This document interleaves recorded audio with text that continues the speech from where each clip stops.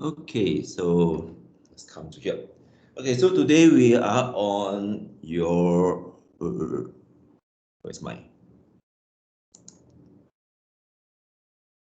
okay, you're on tutorial 6.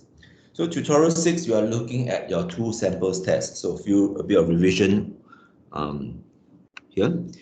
So when we are talking about two samples test, we want to revise a little bit about one sample t-test and z-test. This is actually in your tutorial 5. Okay. And the kind of questions that will be asked is really your what I call as the quality control type of questions. Okay, so it comes in the form of is the average something height weight equals to a certain value. Okay, so that is the kind of question we are looking at. Okay, using that, we want to look at your tutorial 6. Your tutorial 6, you have two different types of tests, your independent samples and your dependent samples. So how does this come about? The kind of question that will be asked will be, is the average of average something of group A equals to the average parameter of group B. Okay. And what we also need to know is that A and B, they cannot be paired up. Okay, so that is the most important part. So when do you use t-test and when do you use z-test? Okay, the rule is this: you can only use z-test if number one criteria is both population variances are known. Population variances or standard deviation. Okay. Second is the sample size must be more than or equals to 30. Out of these two conditions, the first one is the most important one. Okay, this is very important. Means if the population size is large, but the population variance is not known, you still cannot use your z-test. Okay, which is why your tutorial question 5, you cannot use z-test. Okay, even the sample size is large enough. Okay, because the population variance is not known. Okay. Now, when we come to your two samples test, okay, your two samples test, this is look at your things called your paired t-test as well. The kind of question that will be asked is you're looking at is there a I would say you're looking at before versus after of a same person.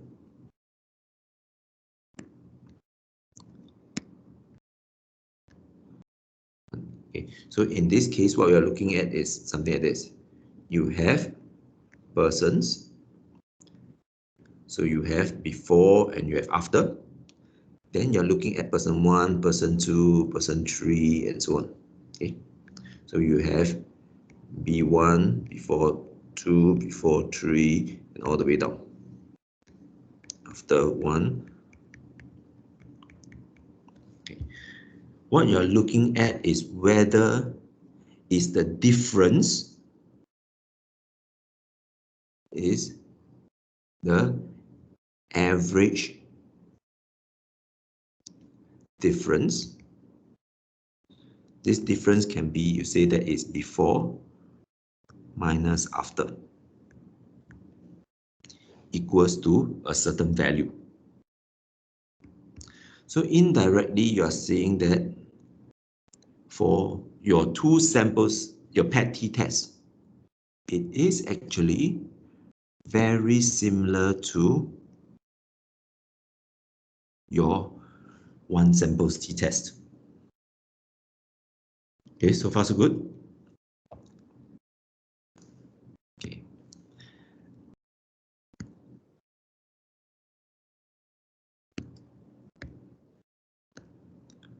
All right. Now, before you do your two samples t-test, your independent samples t-test,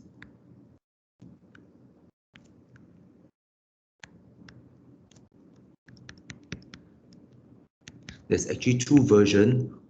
You have assume equal variance and you assume unequal variance. Okay, we have gone through this on Thursday already.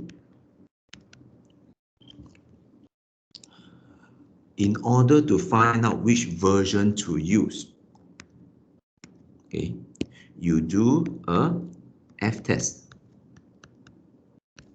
for equality of variance.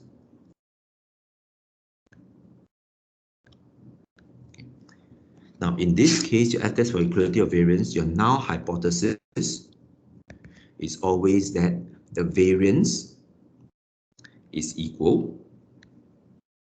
The alternate hypothesis is the variance is not equal. Okay.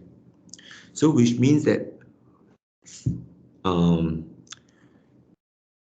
as far as we are concerned in paper exam, you are always looking at two-tailed test. Now, I understand that in Excel, we ask you to look at one-tailed test. Okay. Now, it's actually a bit contradictory because half of the people doing statistics feel that F-test is all of difference. Hello. Is all For the null hypothesis you put S square 2. Yeah, right. Okay. It's variance. Okay, the reason why is two tail versus one tail is this problem. Okay. One tail.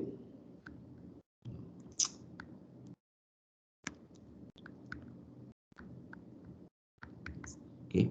Now, what we say is, as far as for BDA paper calculation, you always assume that it's two-tailed test.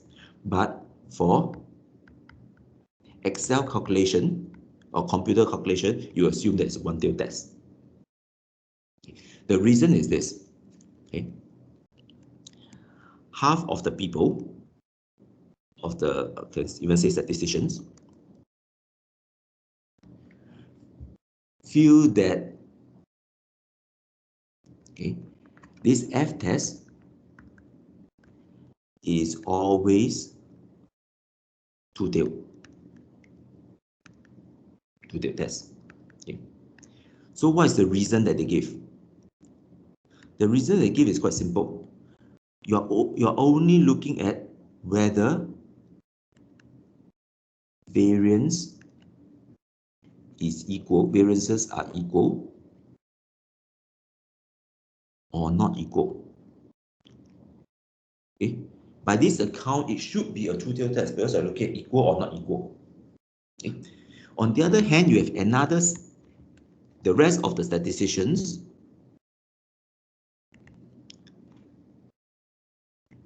feel that F-test is always one-tailed.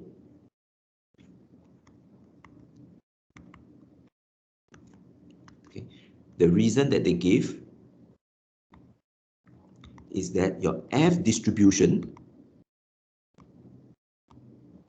is not symmetrical.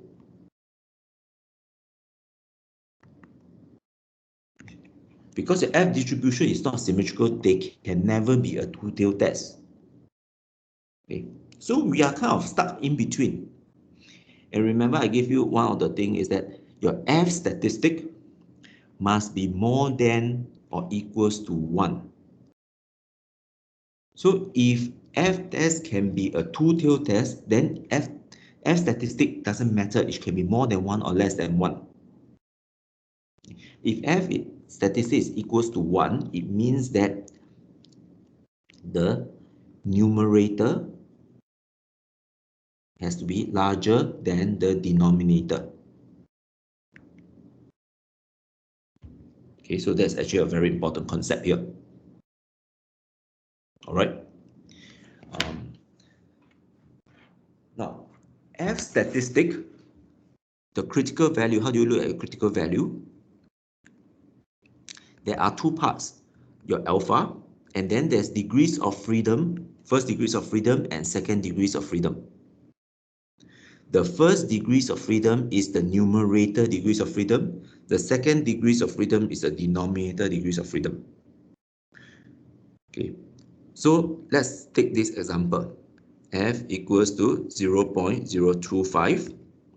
Okay, you have 20, okay, 20 and 30. Is it equals to 0.025? If you flip it, 30, 20. Okay, now let's check. So F distribution is a few pages. So let us look at the table. So you go for alpha equals to 0.025 first. It is alpha equals to 0.5, next page. Alpha equals to 0.1, the third page, then gives you alpha equals to 0.025. So the first one we look at is 20, 30. So 20 is here, go all the way down, down, down, down, down. 30 is here. Okay, you get this value, 2.20. So here, the critical value is 2.20. How about 30, 20? 30 is here, 20 is here. Okay, it's this number, 2.35. So here is 2.35.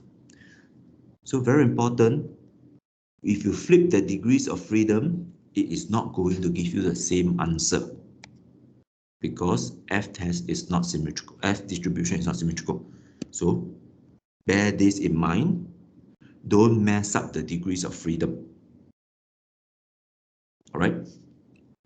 Another common error that most students make is your F distribution, it is variance divided by variance.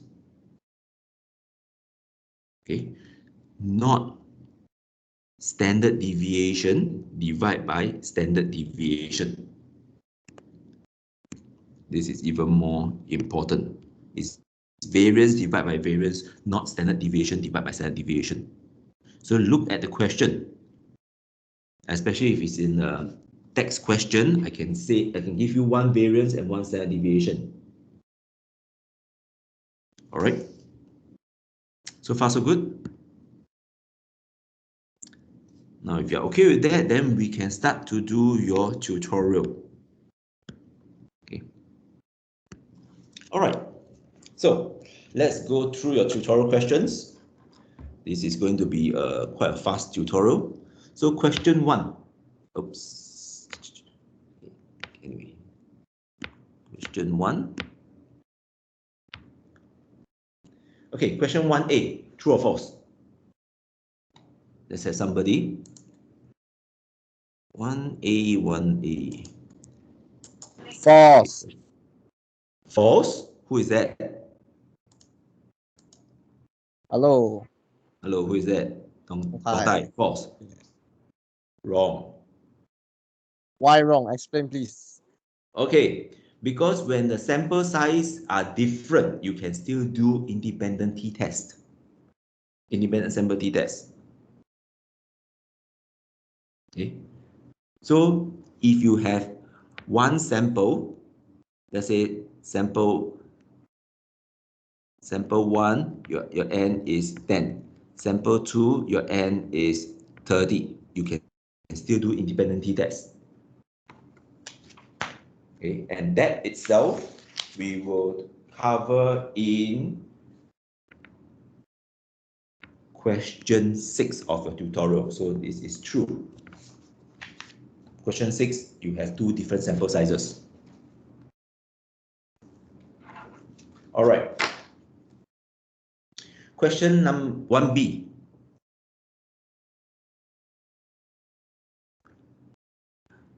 If your computed statistic of a dependent sample t-test, that means the PET t-test is negative, it means that you made a mistake. Is it true or false? So Tong Tai, redeem yourself. Sorry, what? 1B, is it true or false?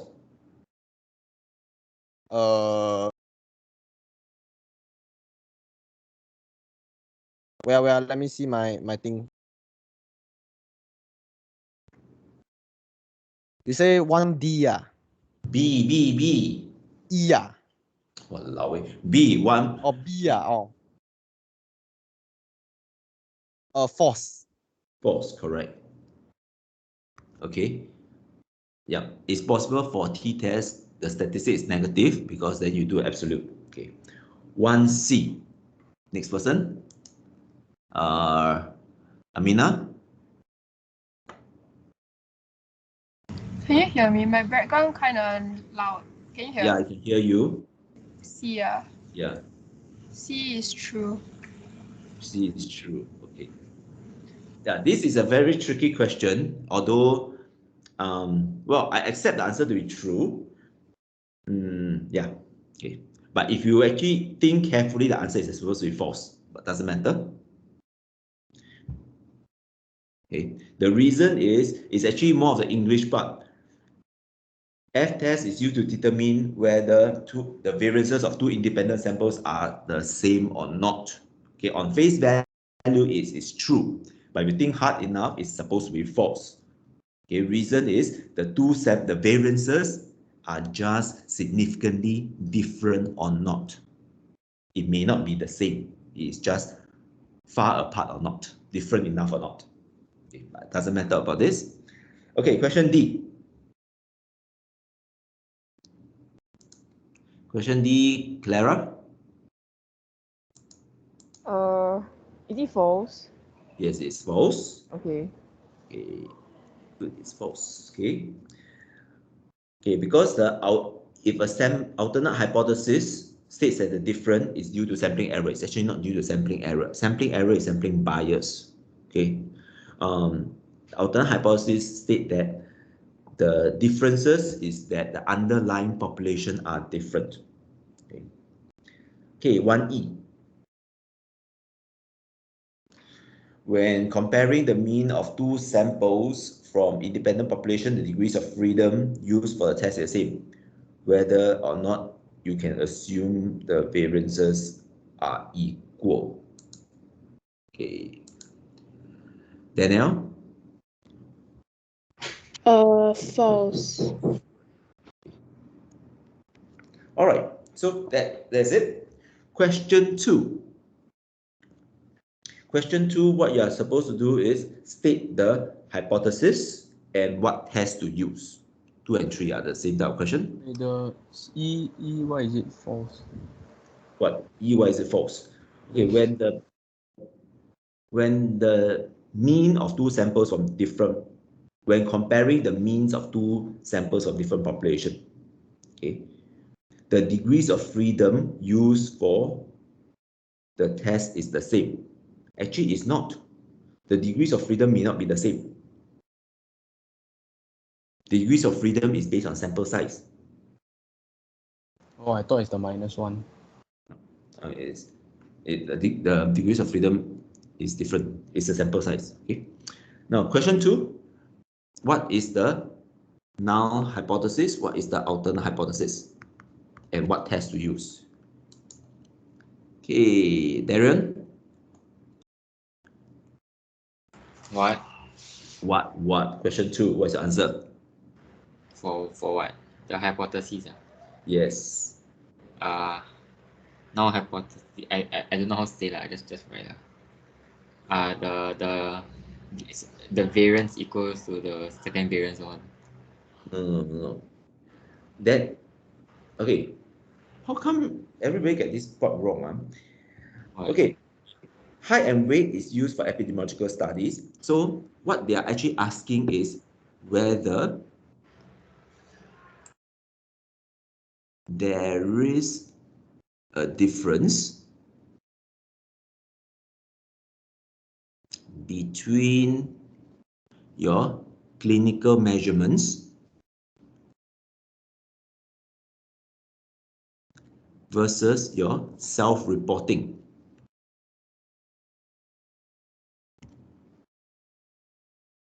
That's what they're trying to say. That means if you are asked to fill a health survey, do you over report or under report versus the actual measurements? So what test do you think it's doing?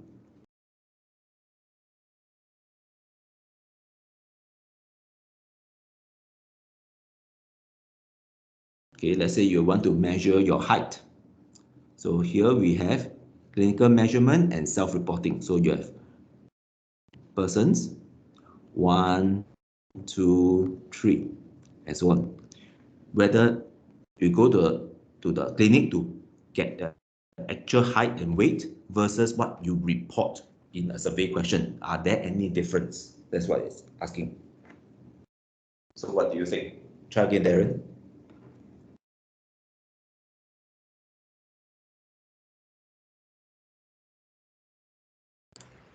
I don't know. You don't know. Okay. So what you end up doing is you do a difference first. The difference is your, let's say, clinic minus the self-reporting, and you're actually trying to find out is the difference. If the difference equals to 0, then you say that self-reporting and clinical measurement have no difference. No difference between self-reporting. That means that people are telling the truth. Okay? Otherwise, they are not truth. So in this case, you are looking at when the null hypothesis is the mean of the difference, RENC difference equals to 0. The alternate hypothesis is the difference. They can be both either over-reporting or under-reporting. So here, what you do is you do a paired t-test. Okay, so let me ask you a question. Do you think most people over-report or under-report their weight in health survey?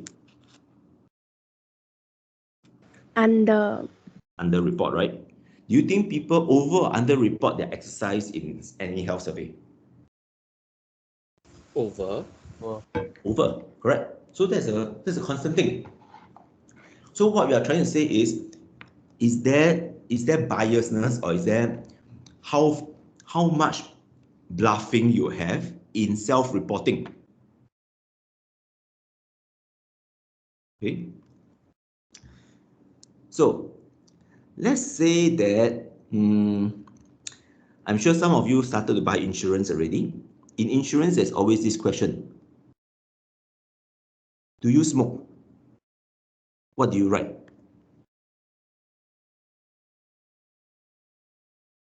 Yes. Whether they're asking you if you smoke or not. Do you think more people will say that they are smokers? That means those people who are actually smokers will report that they are smokers, or there will be people who are smokers reporting that they are non-smokers? Which one is more likely to be the case? Proud to be smokers. Huh? Do you think they report themselves to be smokers or Oh. non-smokers? Non-smokers. Non-smokers. Most people will report themselves as non-smokers. Okay? Even smokers will tend to report themselves as non-smokers. Those smokers that report themselves as smokers are really heavy smokers most of the time.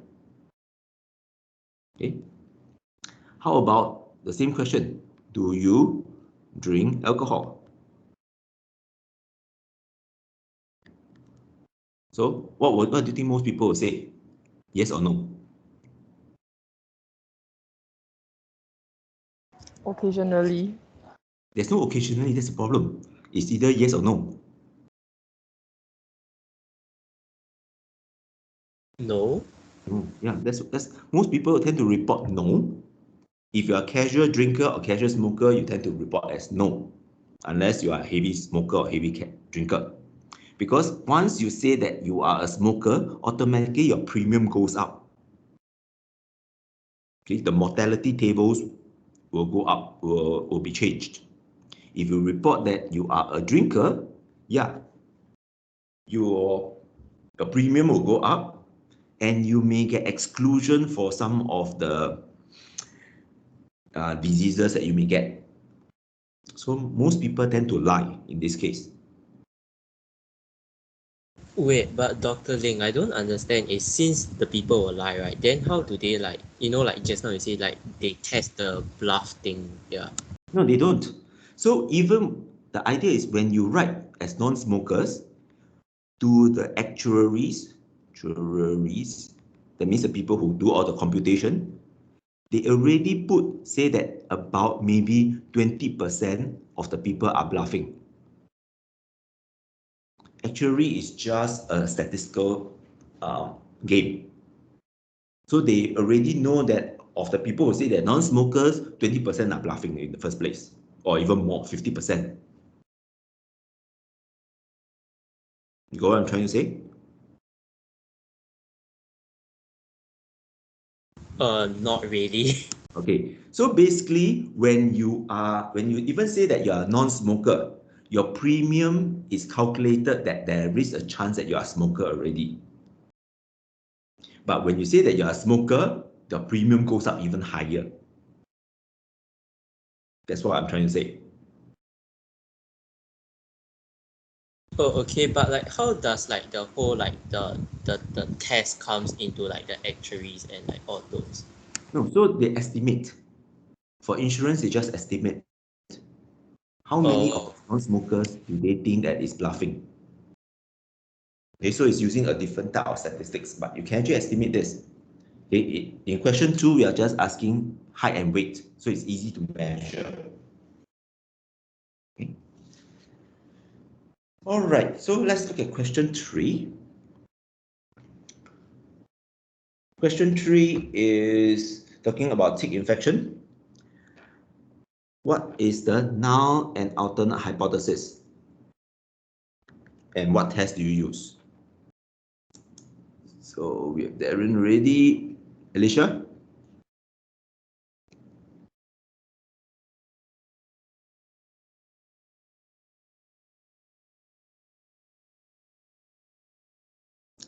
Alicia, are you there? Ezra? What? Yeah. Okay, Ezra, what is your answer for question 3? What is the null hypothesis? The mu equals to 7250 per mm square. Okay, correct. And then the alternate is the mu is lesser than 7250 per mm square. Cube is volume. Oh, It's going about blood. Okay, so what tests should you use? the one sample t-test. Yes, correct. One sample test. Before that, right, for question 2, before I write down the hypothesis, right, must I put let D equals to the difference between direct and self-reported? Yes, you have to. Okay. Because it does make a difference. So I must like write down the statement before that lah. Let D equals to. Okay. Yes. So by now you have to learn how, you have to think about what are the ways that your lecturer can deduct marks from you and to prevent every single way of deducting marks. Okay. So question number 4. Okay, let's look at the results first. Can I see 3 again? Sorry. 3.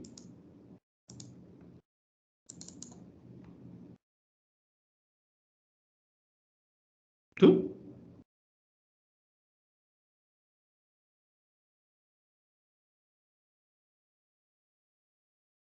Okay.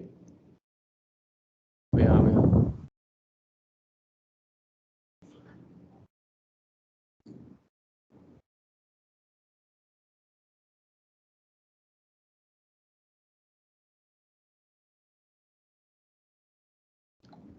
Okay, done or not? Yeah. Wait, Joe. What? Why question 3 is one sample t-test? Because you're trying to see whether for those who are infected, is the average blood count lower or equals or no different from healthy patients? Must write out the null hypothesis of this. Yeah, that's a question. The question is just asking. Cannot write sentence. Yeah, you can. It's up to you. But As long as how would you write the sentence? the sentence?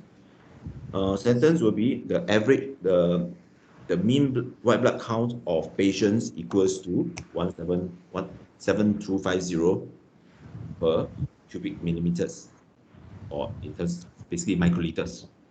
Okay. Wait, why cannot exact test? I cannot say test. Yeah. The population, because you don't have the population variance. What?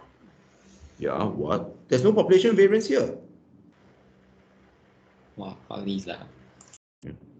Okay, so question 4, you have feed A to pond A, feed B to pond B, so that makes our life easier. Okay, sample size is 50. Sample mean is 3 and 3.2. Population standard deviation, so sigma, is 0.1, 0.12. So based on this, do you think that you can use Z-test or T-test? Or is it one sample test, two sample tests, or PET T-test? Which test are you going to use for question 4? Okay, so question 4, Dong Tai, you again.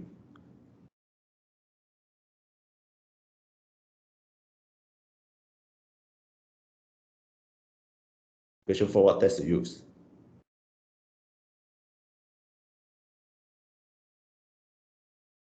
Dong Tai just disappeared already. Noel? How to why do you say that PET t-test is the same as one sample t-test? Go and look at my, listen to what I mentioned in the lab last Tuesday. How to remember? What do you mean how to remember? Then can you just give me a quick summary? Later we come to that. Okay. Okay, so question 4 first. What test to use? Since you asked, Ken, what test to use? Okay. Huh? What? Z-test. Z-test, right. Use your two samples. Z-test, okay? Because the main thing is the population variance or population standard deviation is known. Okay, and you are asked to test at 5% significance. It's a two-tailed test. So your null hypothesis is that the average of feed A equals to the average of feed B. Alternate hypothesis is the average of feed A not equals to the average of feed B. Okay, your alpha equals to 0.05. Because of that, your alpha in two-tailed test is 0.025. Okay, and from here we can actually find the critical value. Okay, critical value 0.025. What is the critical value? Ken?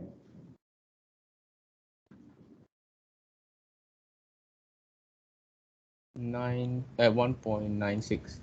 1.96, correct. Okay, after that you do your Z statistic.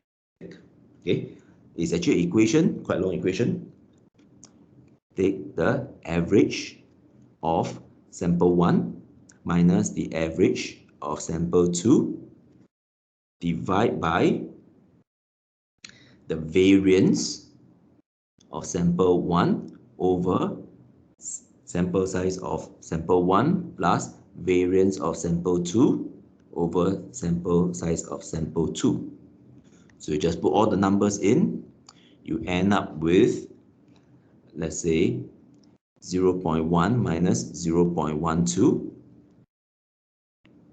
Okay, variance here is no here. So from my topic. Okay. So it's 3 minus 3.2. So here is 0.1 square over 50 plus 0.12 square over 50. So it comes up to 9.05. Now, do you reject or fail to reject null hypothesis? Reject. Reject, correct. So then you write, since the Z statistic is more than the critical value, you reject your null hypothesis. Hence, you accept the null hypothesis, alternate hypothesis. Therefore, there is a difference in the two brands of feed. Okay, two brands of feed without S. Now, how many marks do you think this question is?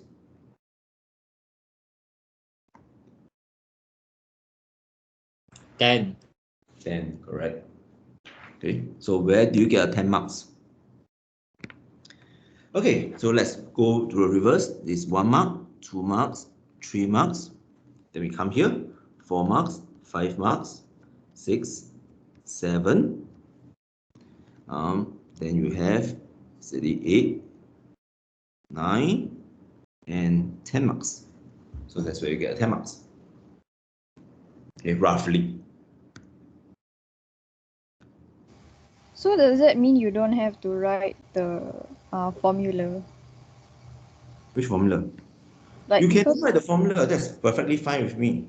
oh Yeah. then right, must we write the statement the two sample z-test is used since the population variance is known? You should write to make yourself clearer. Okay. Then must you put like what the mu A and B represent? You can also put that if you want. That's fine with me. In fact, you should. The more explanation you give, the better it is. But of So course, like you give. how do you write that statement? You just say that. Okay, you can just say that. Let mu A be the mean weight from feed A, and then you do the same for B. Okay. So then you can just write the two sample z-test is used since the population variance is known. Like Yep. then that's sufficient. Yeah. Okay. Thanks. Okay. So question number 5. Okay. Question number 5 is a lot more complicated. You have the high protein, low protein sample. This is 31, 31. The mean is 29.2, 27.3. Variance, population sample variance is 13.7641, 12.3201. Okay, so the very first step is what test to use. Do you use a PET t-test or one? You use a PET test or one samples test? T-test or Z-test?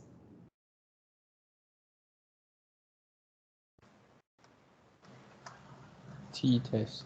t-test. Okay, so you use a 2 independent samples t-test. And independent samples t-test. Okay. The very first part that you have to look for is the variance, or I would say it is. Say, can the variance be assumed to be equal? Okay. So here, my null hypothesis is that the variance of high equals to the variance of low. Alternate hypothesis is the variance of high not equals to the variance of low. Okay, alpha here equals to 0.1. So alpha over 2 equals to 0.05. Okay, then I will take my F statistic.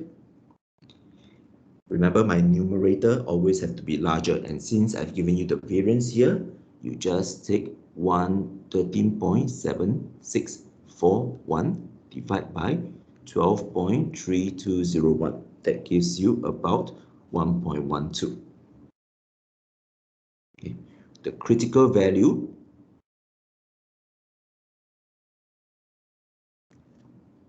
is F 0.05. The first degrees of freedom and second degrees of freedom is the same. Okay, so it's 30 and 30. So if you look up the table, it's 1.84. Now, do you accept or reject the null hypothesis? Anyone? Accept. Accept. Right. So you just write down, since F is less than your F critical, you fail to reject null hypothesis. Means you accept null hypothesis. Therefore, the variances can be assumed equal. All right. Part 1 done. Part 2, then we look at the actual question. Okay. Is there a difference in weight?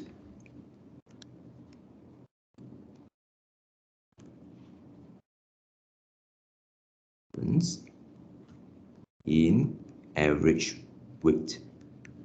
Okay. So in not difference. The question is actually not difference.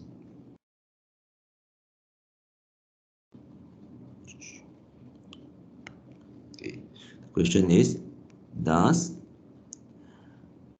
high protein diet results in heavier weight? So in this case, your null hypothesis is that the both weights are the same. The mean of the both weights are the same. Alternate hypothesis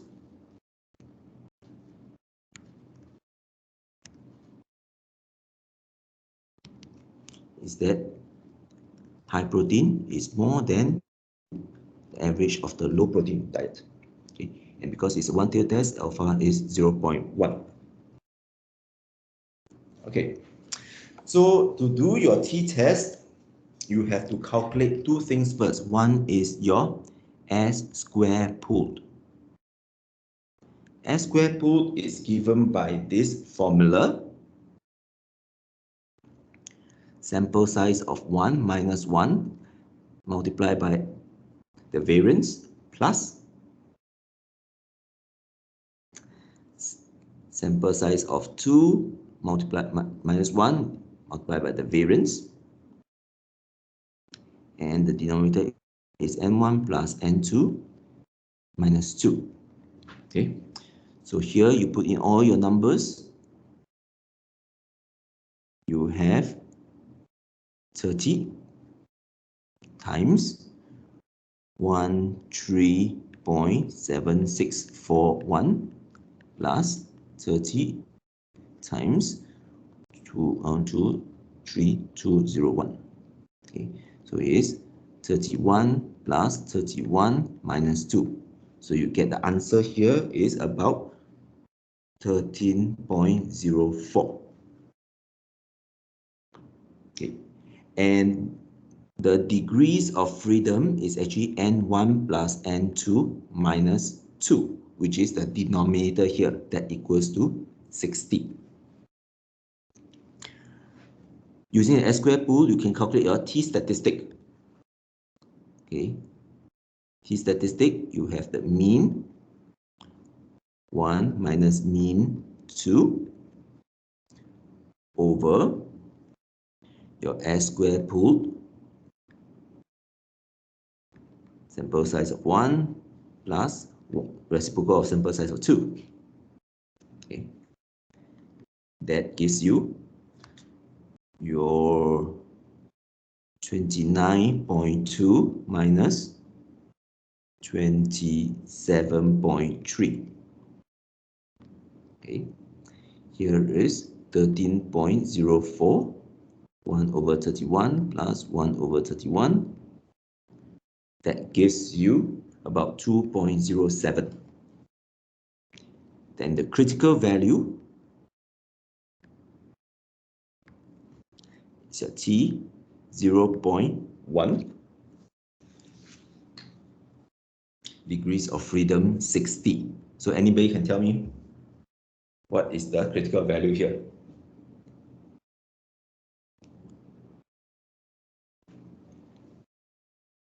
$1.296.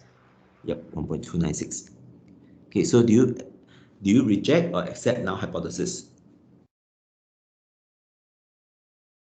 Reject. Reject, right? So since t is more than the t critical, you reject the null hypothesis. So you accept the alternate hypothesis. Therefore, high protein diet increases the weight of rats more than low protein diet. Okay, so how many marks is this question?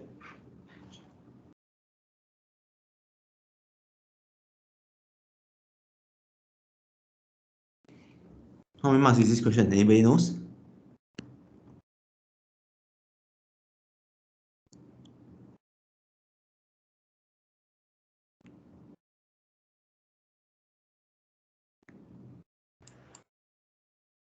Give me a guess. 15. About 15, correct. So where do you get 15 marks? This 1 mark, this 2 marks, degrees of freedom, this 3 marks, this 4 marks, and here total 5 marks. Okay, then we come to the next part. 6, 7, 8, 9, 10, 11, 12, 13, 14, 15. Roughly this is where you get all your marks. Okay. So that means for the first part, right, you don't have to have a statement for the degrees of freedom. You can write your degrees of freedom. First degree of freedom equals to what? Second degrees of freedom equals to what? You can write that. But if you, let's say you write as how I write here, right? Assume that you know what's happening. So I can just write like how you write lah. You can, yeah, no problem with that. Okay. And then when you write the critical value for F, is it necessary to put like the F alpha thingy and then the n1 minus 1 and 2 minus 1, like before you write down the actual one? Okay. You can. I'm not stopping you, but no, not necessary. If you find that writing the formula down will help you in making less errors, then write the formula down. Okay. And then for the final statement, right? About the high protein diet thing. Can you say that the claim that the higher protein diets will increase the weight of the rats more is supported? Yeah. As long as the meaning is there. Oh, okay. Can. Thanks. So what is the most common error that you'll make is to deal with this S square pool. If S square pool you calculate wrongly, you're going to get a lot of things wrong. Okay, so that is a very critical error. We will see later. Now what happened is, okay, you see, the sample size for both is the same. What happened if the sample size is different? Make sure you use the correct combination. Okay. Question number 6. Sample size is different now. So we'll see about that. Okay. So let's look at question number 6. Okay, question number 6. You are looking at the bird feed. Bird feed? Yeah, bird feed. Is it bird feed? Oh, there's 2 bird feeds now. Okay, bird feed. Still bird feed. Okay, question number 6. Okay. So you have A and B. So sample size is 10. Sample size is 13. Okay. The mean is 300. The mean is 370. Sample standard deviation is 30 and 50. Okay. So in this case, you still do a 2 samples or independent sample t-test. Okay, because you do not know the population variance. So let's do the first part. Whether the two variances can be assumed to be equal. The hypothesis is always the same. A equals to B.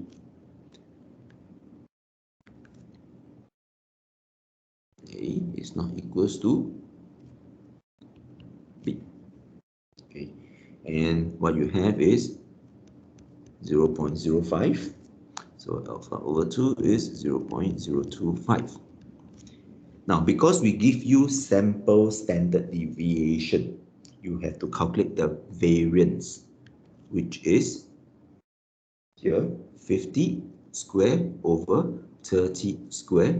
That gives you about 2.78. Okay. The critical value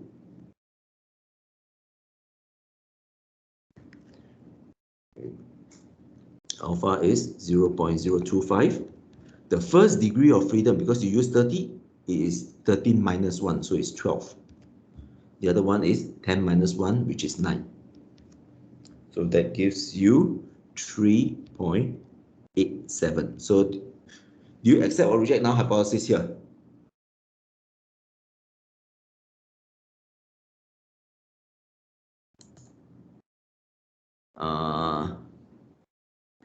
You look. Accept or reject null hypothesis? Sorry, for which one? Sorry. Yes. You accept or reject null hypothesis? Reject. Fail to reject, sorry.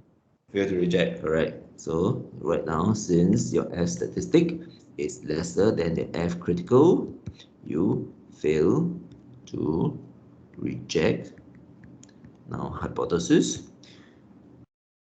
Yeah, just writing accept null hypothesis. Therefore, the variances can be assumed to be equal. Okay, that's part 1 down. So you do a second part, the t-test part. The null hypothesis in this case,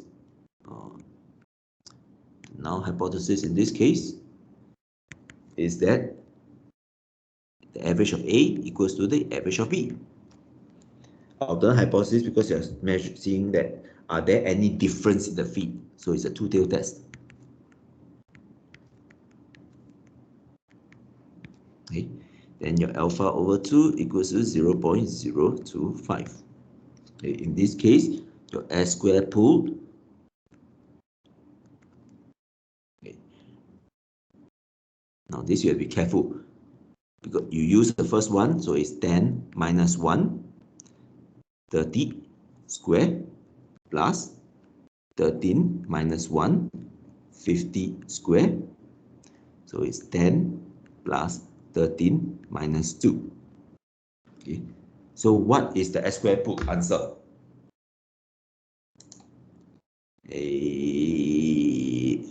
Sherlyn?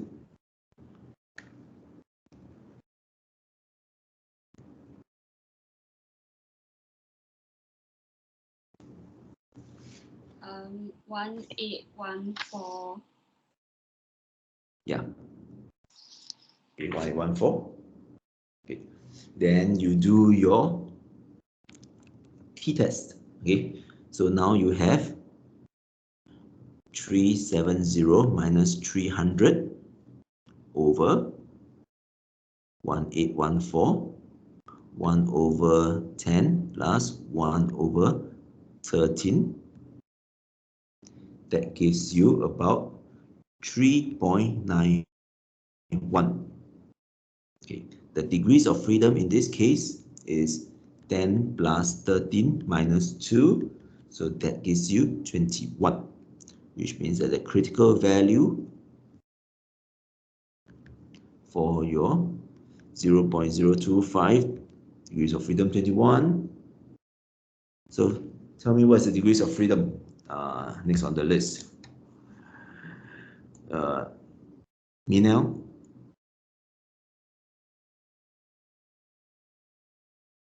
Degrees, critical value?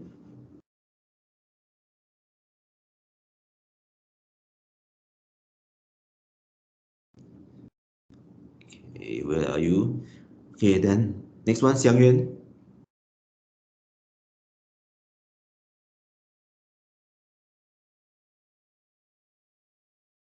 Hello? You're alive? I thought I'm dead enough. Hannah?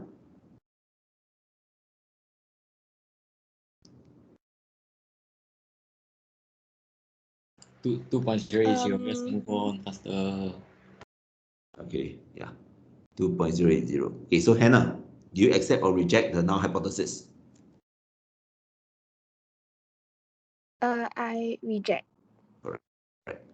Okay. T is more than T critical. You reject null hypothesis.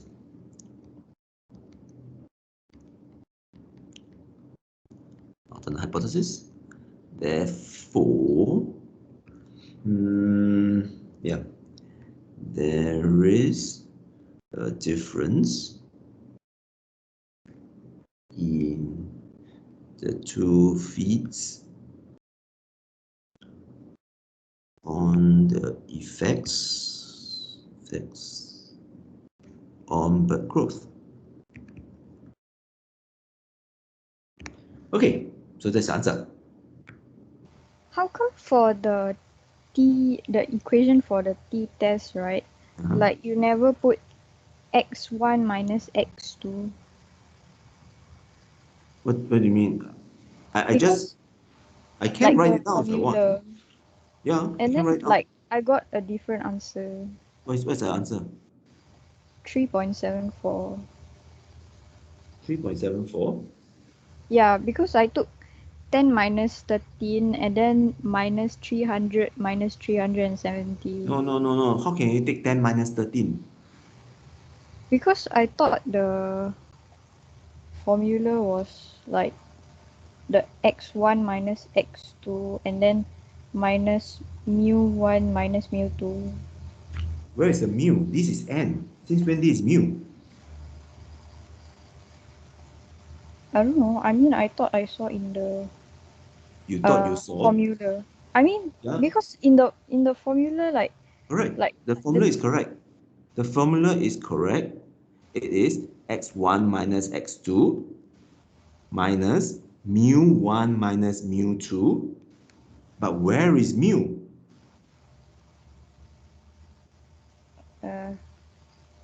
You cannot take n and treat it as mu, you know. This is population standard, population mean. N is sample size. Oh, You just okay. anyhow thumb numbers into it. Obviously, you're going to get it wrong. Oh, so then you just don't need to put the thing. Correct. Actually, remember when you do an Excel, this is, in Excel, you call that the hypothesized mean difference, which we put it to 0.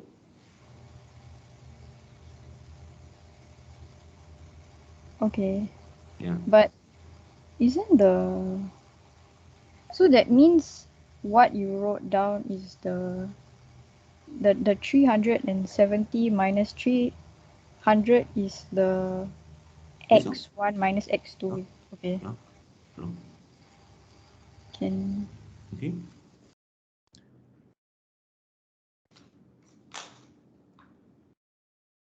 Because the question, you can be faced with another condition. Why is this important?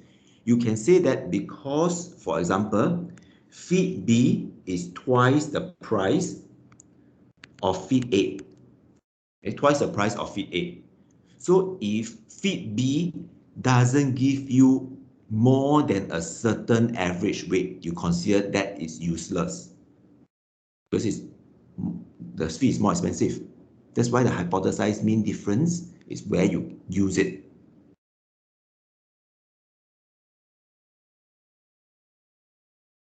You got what I'm trying to say? so that means, right, in all the questions, do you actually use this hypothesized mean difference? No. You seldom use it. But there are cases where you can use it. There are cases where it's needed. So for example, when you go for tuition, let's say you go for tuition, your parents can say that, well, if you go for tuition, after spending so much money for you to go for tuition, and if your marks is not 5 marks more than your previous mark, then the tuition is useless. So there's a hypothesized mean difference here. If your before and after tuition, if it's just less than 5 marks or less, it's as good as useless because your parents spend more money on you.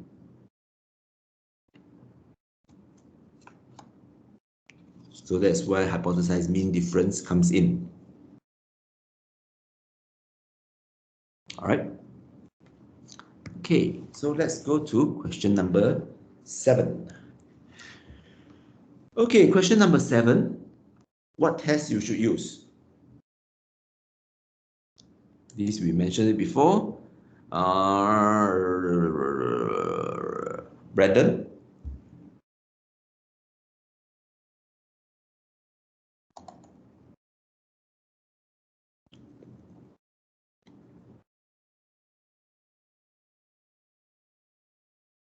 Dexter? Question 7. What test to use? T-test. What kind of t-test? The dependent sample. Dependent sample. Okay, so correct. You're using a paired t-test. So first thing is you have to write down to say that let D be equals to, let's say, after weight, after minus weight before. So if the exercise program that your weight if exercise program is useful in reducing fat or reducing weight, it means that after the exercise program, you should weigh lighter. So you're expecting that the average D should be negative, should be less than 0. Okay, so your null hypothesis is the average mean to be 0. Alternate hypothesis is that the average mean should be less than 0. Now, if you write D equals to weight before minus weight after, then your alternate hypothesis has to be swapped around. Okay, so I'll just write down the second part in case some of you do that. If your D equals to weight before minus weight after, then the null hypothesis remains the same. Your alternate hypothesis is that the difference in weight has to be more than 0, because you weigh heavier before than after for the exercise program to work. Right? The rest are the same. Now, in this case, your alpha is 0.05. There are 9, so degrees of freedom is equals to 9, 10 samples in total. All right. For here, you can actually calculate what is the critical. You can actually get the critical value. T equals 0.05, degrees of freedom 9, you get 1.833. Okay. Then the next thing is you just fill up the table. You have patient, before, after. So patient 1 is 84 kg, 80 kg after. Patient 2 is 60 kg, 55 kg after. Patient 3 is 75, 72 kg after. Patient 4 is 72, 65 kg after. Patient 5 is no change, 68, 68. Patient 6 is 52 and he put on 3 kg.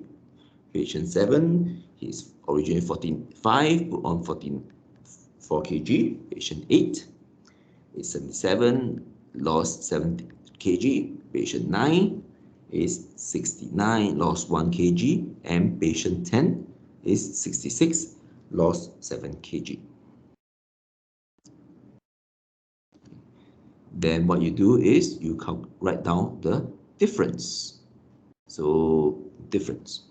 So the difference is minus 4 kg, minus 5 kg, minus 3, because the difference is after minus before. Okay, minus 7, 0. This guy put on 3 kg, put on 4, minus 7 kg, minus 1, minus 7. Okay, with that said, you can calculate the average difference. It is minus 2.7 kg, while the standard deviation of the difference is 4.08 kg. Okay. Then you calculate your T statistic using this formula. The absolute of the average divide by standard deviation, because it has to be standard error, so square root of n. In this case is 2.7 over 4.8 divided by square root of 10. That gives you 2.09. So based on this result, do you accept or reject the null hypothesis, Alex?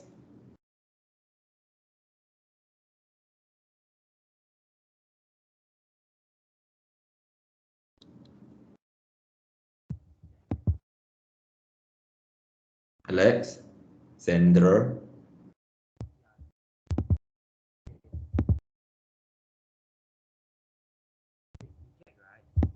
Reject, correct. So since your T is more than your T critical, you reject null hypothesis. Okay.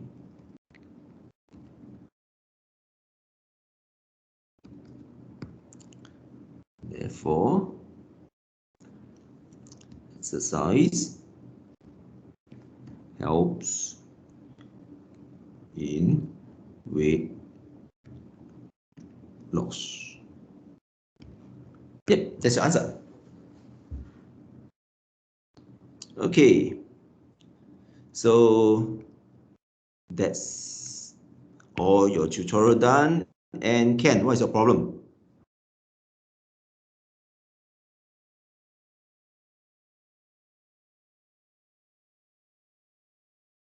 Can you?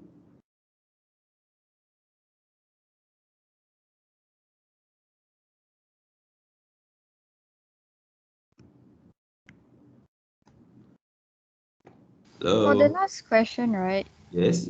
If you leave it like negative 2.09, then how do you interpret the result? You leave it, okay, so let's see. So what you're saying is you leave this as negative 2.09. Now, if you leave this at negative 2.09, you also have to do an absolute. Because if you leave this as negative 2.09, then what happened is your critical value have to be on the opposite side. You got what I'm trying to say? Yeah. So yeah, it's better to keep everything on the positive side. Okay. Yeah, makes your life easier. Otherwise, it's quite easy to mess it up. So that means also like so that means you must write down the degrees of freedom only for t-test like the equation. Actually, you do not need to write. It's just for you. This is just an explanation. In fact, you can just write the where's the degrees of freedom? The previous one.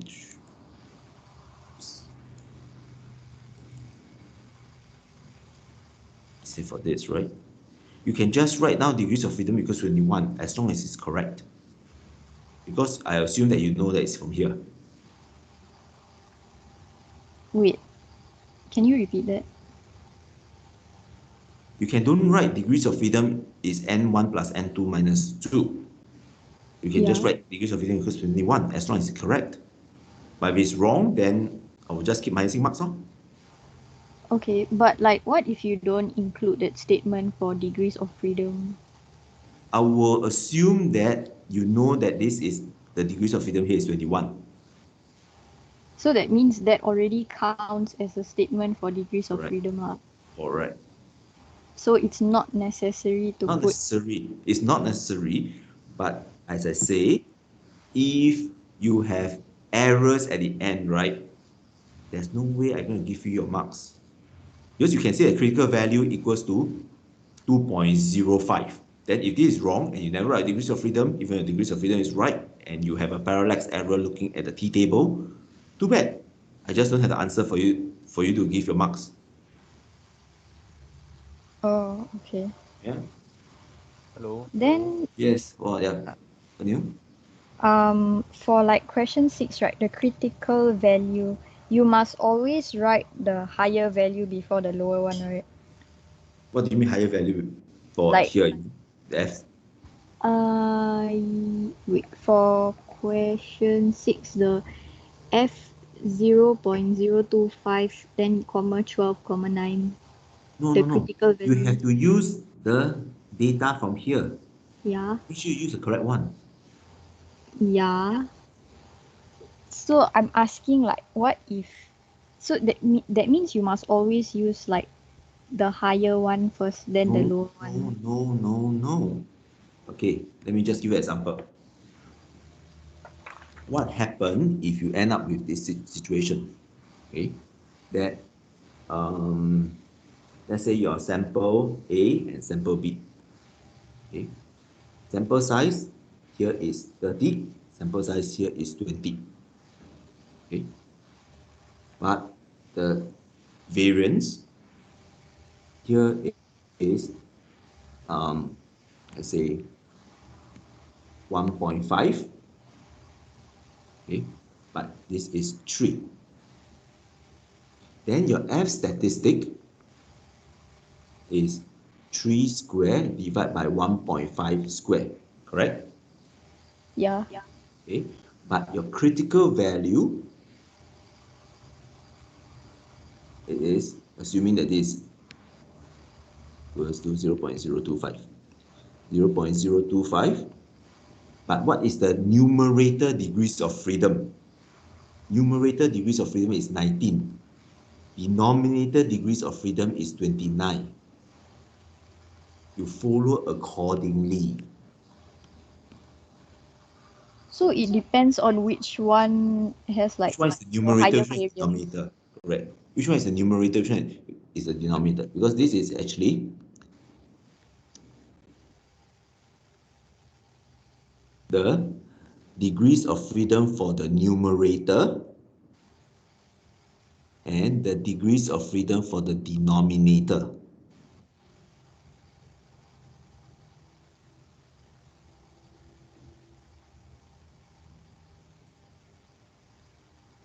So then if it's the other way around, right?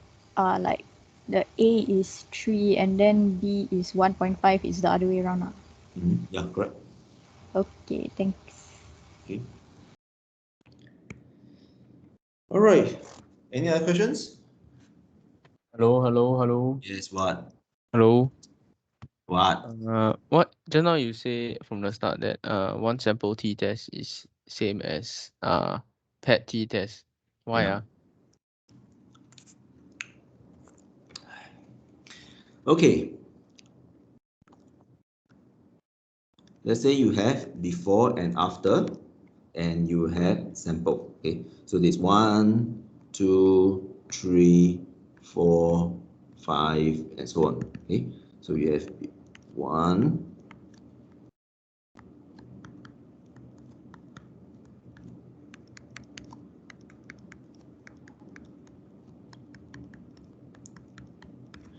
so if I ask you, your one sample t-test, will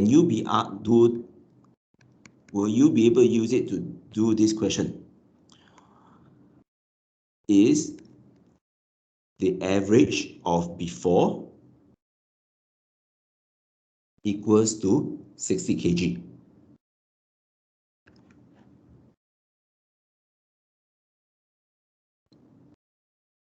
Can you? Yeah, can. Can, right? So no problem. You can do this. Yes. Okay. Then after that, I say that the difference is B1 minus BF minus F1, B2 minus F2, B3 minus F3, B4 minus F4, B5 minus F5. Okay, my PET t-test is basically asking, is the average of the difference equals 0 kg, correct? Yeah. Yes. Then, isn't it the same as asking, isn't this question technically the same type of question here?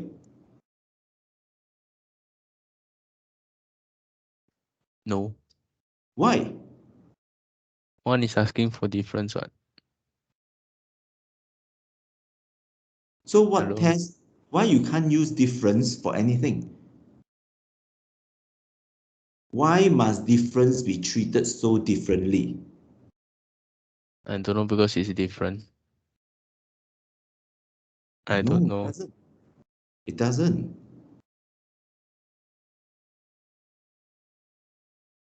It doesn't. The statement is the same type. Oh, okay, type of question, but the meaning is Go and different. think through. Go and think through. But the meaning is different, what? The meaning is always different, but the statement is the same. Oh, okay, I understand now. Okay. Okay. Any other questions? Okay. Let's see who is questions here. mic not working. Okay. All right. So that's all for today. See you next week. Have fun.